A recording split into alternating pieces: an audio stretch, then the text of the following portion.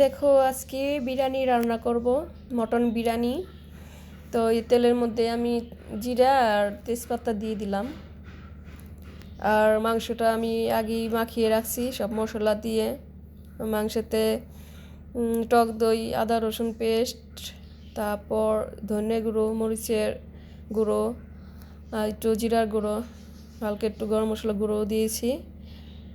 আর বাদাম পাটা এসব দিয়ে সস টস দিয়ে মাখিয়ে রাখছি ভালোভাবে। তো রাখছি 1-1.5 ঘন্টা হবে, তো 2 ঘন্টা হবে, বেশি হবে। এই দেখো মাখিয়ে রাখছিলাম, এখন রান্নাটা করব। তো পেঁয়াজটা আমি ভালোভাবে ভেজে নিব, যেহেতু পেঁয়াজ ওখানে মাখিয়ে রাখছিলাম পেঁয়াজ দিয়ে, আর তেল টেল দিয়েও মাখছিলাম। এখন পেঁয়াজটা ভাজা হয়ে গেছে, মাংসগুলো দিয়ে দেব।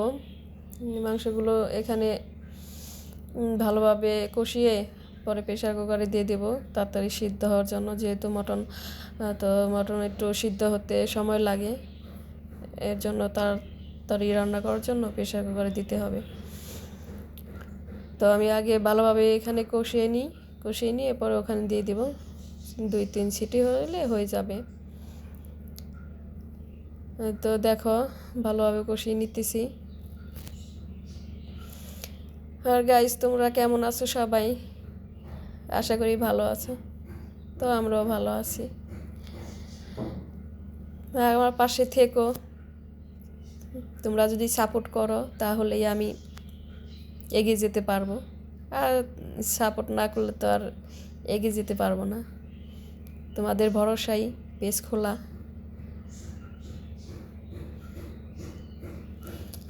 তো এই দেখো মাংসটা প্রায় কষানো শেষ হয়ে আসছে। তো পানিটা দিয়ে তারপর কুকারে দিয়ে দিব। তো এখন কাঁচামরিচটা দিয়ে দিতেছি, শুকনো মরিচ গুঁড়ো দিয়ে একটু মাখিয়ে রাখছিলাম, আর এখন কাঁচামরিচটা দিয়ে দিলাম। তারপর ভালোভাবে একটু কষিয়ে নিব।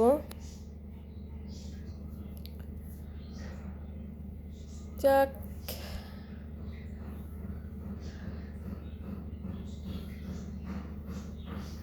একটু কড়াইটা ধরতে গিয়ে বারে বারে কি স্লিপ হয়ে যাচ্ছে, সেজন্য একটু ভালোভাবে ধরে নিতে হচ্ছে, তাহলে তো এই ভালোভাবে নাড়ানো যাচ্ছে না, দেখা যায় হয়ে যায়।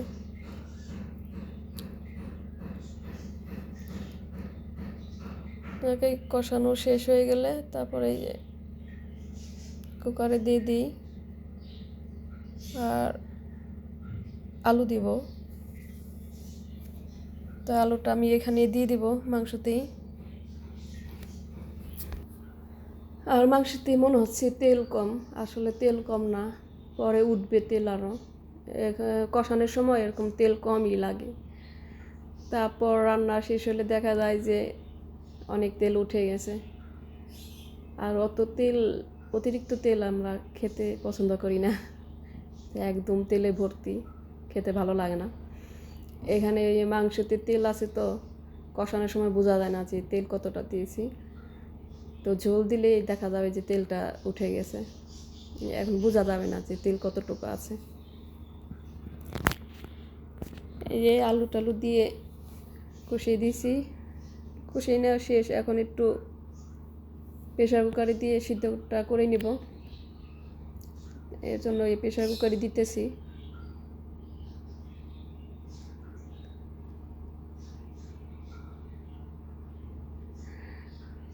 তো এক হাত দিয়ে হচ্ছিল না, সেজন্য ভালোভাবে ধরে চামচ দিয়ে দিতেছি, কারণ পড়ে যাচ্ছিল, তাহলে বাইরে পড়ে যাবে।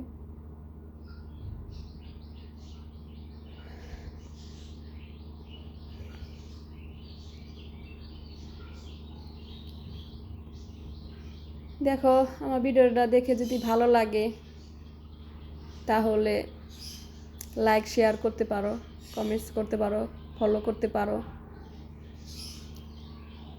আর যারা রান্না করতে পারো তারা তো পারোই, আর যারা নতুন তারা আমার এই রান্নাটা দেখে রান্না করতে পারো।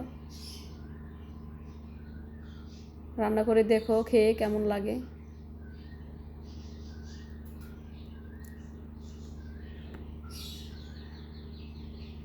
তো আমি মাংসটা একটু সিদ্ধ করে নিই, তারপর যাব।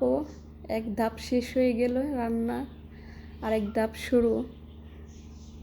তো আমি এদিকে চাল টাল ধুয়ে নিই, এটা সিদ্ধ হতে হতে চালটা ধুয়ে নিয়ে একটু ঝরা দিই।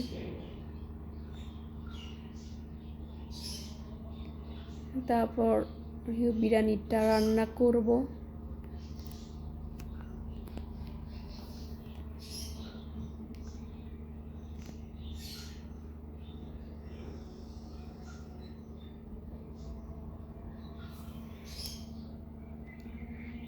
হ্যাঁ, দেখো আমার রান্না করা শেষ। এখন কেমন তেল বের হয়েছে দেখছো, অথচ কষানোর সময় মনে হয়েছিল যে কোনো তেলই দেয়নি, খুব তেল কম মনে হচ্ছিল, কিন্তু না, দেখো কত তেল বের হয়ে গেছে। আর এমনিও তো পোলাওতে একটু ঘি দিব, তো ওখানেও তেল থাকবে, তো হয়ে যাবে গা। আর বিরিয়ানিতে অত অতিরিক্ত তেল ভালো লাগে না, এটা যে দিছি এটাই হয়ে যাবে। দেখছো কি সুন্দর কালারটা আসছে, দেখে বলবে তোমরা কেমন কালারটা আসছে। কষাইতে সময় তো কালারটা ভালো আসে নাই, তখন কেমন দেখা যায়, তাই না? তো আমার রান্না করা শেষ, এখন তো আসল কাজ শুরু। তো আমি ওদিকে গরম পানি দিয়ে দিয়েছি, আর এখানে ঘি দিয়ে নিতেছি। ঘিটা জমে আছে, সেজন্য পড়তেছে না।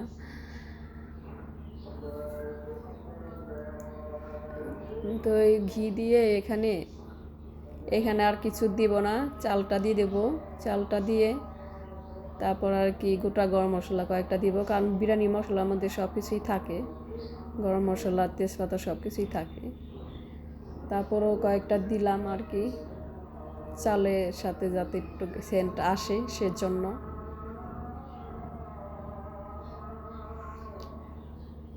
দূরে থেকে আর বোঝা যাবে না কীরকম রান্নার টেস্টটা আসে, খেয়ে দেখলে বুঝতে পারতা যে কীরকম আছে। আমার রান্না খেয়ে অবশ্য মোটামুটি সবাই ভালোই বলে। রান্না একদম খারাপ করি এমন কিছু না, মোটামুটি ভালোই করি।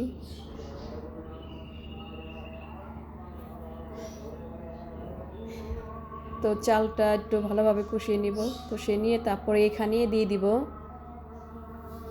মাংসটা, দিয়ে আর একটু কষিয়ে নিয়ে তারপর আমার আর কি পানিটা দিয়ে দেব। তো পানি দিয়ে দিলে আর এখানে বেশি সময় লাগবে না, তাড়াতাড়ি হয়ে যাবে।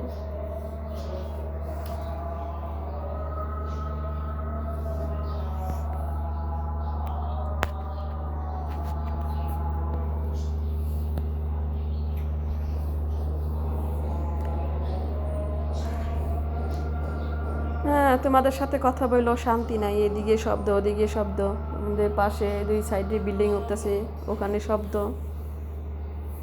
চারদিকে শব্দ হয়, তো কথা ভালো ক্লিয়ার শোনা যায় না। না, তো চালে একটু লবণ দিয়ে দিলাম।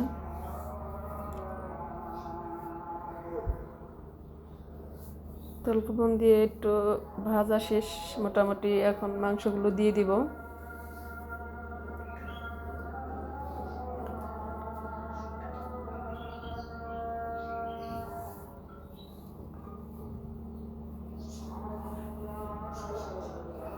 মাংস সবগুলো দিয়ে তো হালকা একটু কষিয়ে নিব, অত কষানোর দরকার নেই। তো এই যে কষিয়ে নিয়ে তারপর ওখান তো গরম পানি দিয়ে দিছি, তারপর এই যে গরম পানিটা দিয়ে দিব। তার এখানে কোনো ঠান্ডা পানি দেওয়া যাবে না, কারণ পোলাও রান্না করতে আর বিরিয়ানি রান্না করতে গেলেও দেখা যায় পোলাওর চাউলে ঠান্ডা পানি দেওয়া যায় না, গরম পানি দিতে হয়। তো এই আমার পানিটা বলক এসে পড়ছে, এখন দিব। আর মাংস চাল তো আগেই কষিয়ে নিয়েছি ভালোভাবে, এর জন্য এখন আর ভালোভাবে কষাতেও তো হবে না, একটু হালকা একটু কষিয়ে নিলেই হয়ে যাবে। এই পানিটা দিয়ে দিলাম। তো পানি তো পরিমাণ মতন দিতে হবে, এক পট চাল দিলে দেখা যায় যে 2 পট পানি দিতে হয়, বা 2 পট চাল দিলে 4 পট 4.5 পট পানি দিতে হয়, এভাবে মেপে দিলে ভালো হয়, একদম পারফেক্ট হয়। যেহেতু মাংস দিলে আর একটু একটু বেশি দিতে হয়, তাহলে আর বারে বারে পানি দেওয়ার ঝামেলা থাকে না। এই পরিমাণগুলো এখন সবাই জানে কম বেশি, আর যারা নতুন রাঁধুনি তাদের বলে দিলাম, তারা যদি দেখে রান্না করো। তো দেখুন তেল ভেসে গেছে সব, তো হোক, পানিটা দিয়ে ভালোভাবে একদম ফুল জাল দিতে হবে। আর এই কয়েকটা কাঁচামরিচ দিয়ে দিলাম, ভালোভাবে জাল দিয়ে তারপর এই যে ঝোলটা একটু শুকিয়ে আসলে তখন একদম লোয়ে আঁচে দিতে হবে, মানে জালটা যেন একদম লো থাকে। এভাবে রান্না করলে একদম পারফেক্ট হবে। তো আমার পানিটাও শুকিয়ে গেছে, এখন একটু লাড়া দিয়ে ঢেকে দেব।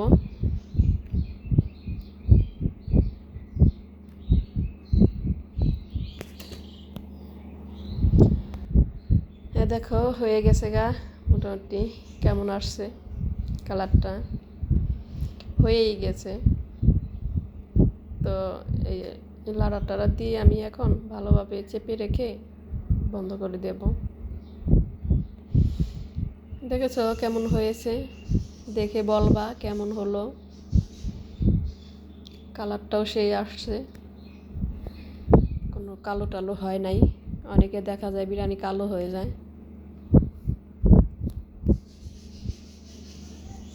তো পারফেক্ট হয়েছে সব কিছুই, কোনো মানে চালটা একদম গলে গেছে, ঝরঝরও হয়েছে, গলেও যায় না একবারে।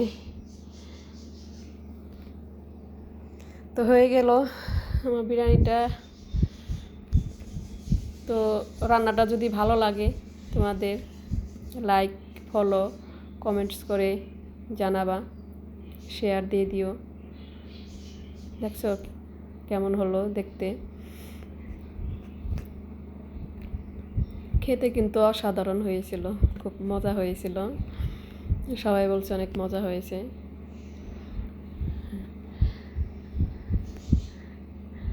তো আমার ভিডিওটা ভালো লাগলে পাশে থেকো।